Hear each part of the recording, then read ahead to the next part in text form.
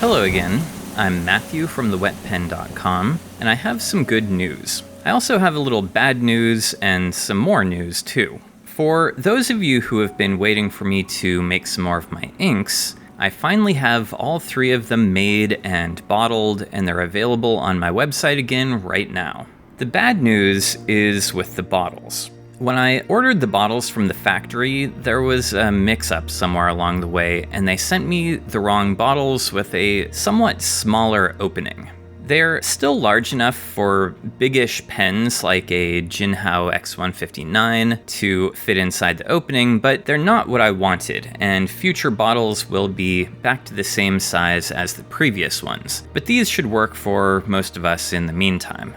Which is good, because I have over 1,000 of them, and they shouldn't sell out quite so quickly as the last time. But the other news is that these bottles will also be filled with some new inks that I've been working on for the past few months. I've been playing around with a lot of different colors, oranges and browns, greens and blues, but most of the colors have ended up looking pretty average to me, and I'm still looking for colors and properties that I really like. But I do have a couple that I think I'm ready to release. The first of these is called Blackberry. If you've ever been to Western Washington, you'll know that blackberry bushes are ubiquitous, and we are constantly under threat of being overrun by them. If you turn your back just for a minute, their thorny vines begin creeping over your backyard fence, and given a little time, they'll completely cover neglected buildings. They're pretty tasty, though. As it happens, most of the blackberry bushes that we see here are an invasive Himalayan species, but we have native ones too, lower to the ground with smaller berries, but without such annoying seeds. I like both. The invasive ones are wonderful for making milkshakes on warm summer evenings, and the native berries are great for pies and just about everything else. Let me show you what the ink looks like. This is Usari paper, which might be my new favorite.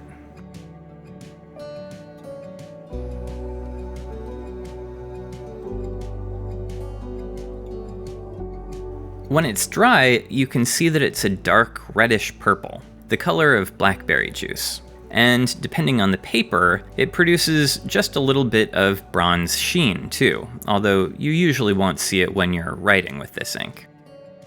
Here it is on 6 different papers just to show you the variation. And now let me show you what it looks like from a couple of different pens. This one is a Pilot Custom Heritage 912 with an FA nib and an ebonite feed.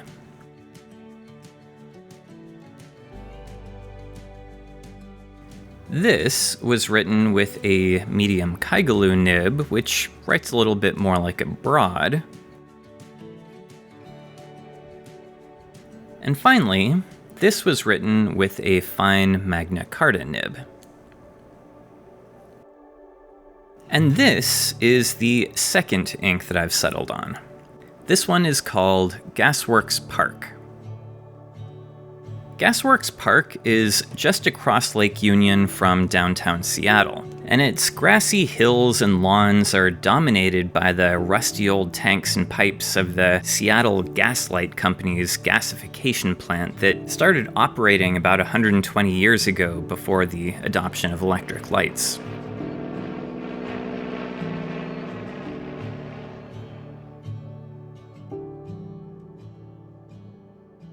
These days, it's a popular city park with a beautiful view across the lake to the city. In the summer, people gather here for all sorts of activities. Yoga on the grass, picnics on the hills, music and dancing, and on breezy days you'll see kids flying kites up on the hill. With this ink, I tried to capture the green of the grass with the bronze and brown of the old gasworks. Let me show you what this ink looks like on Midori paper.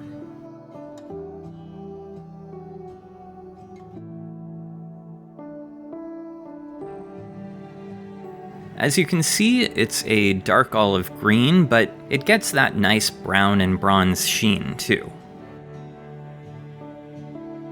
I'll show you a few quick writing samples with it. This one is from a broad Yovo nib on Midori paper. And this one is from a fine pen BBS nib on Usari paper.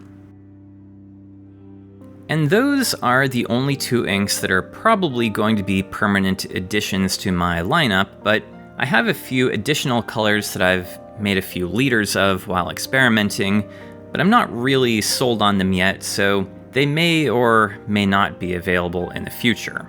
They'll also be on the website, and you can read a little bit more information about them there. Don't think of them so much as limited editions as extras. Again, I'm not starting an ink company. I'm just making these inks as a way for you to help support my channel so that I can make better, higher quality videos. A good chunk of my recent trip to Japan was funded by my first ink release, so it's really a huge help. To all of you who have already bought my inks, and to those of you who are planning to buy some of the new ones, thank you from the bottom of my heart. And that's it. Take care, everyone, and enjoy your fountain pens and ink. I'll be back soon with the next video in my Japanese ink series, and a few videos about new pens. See you then.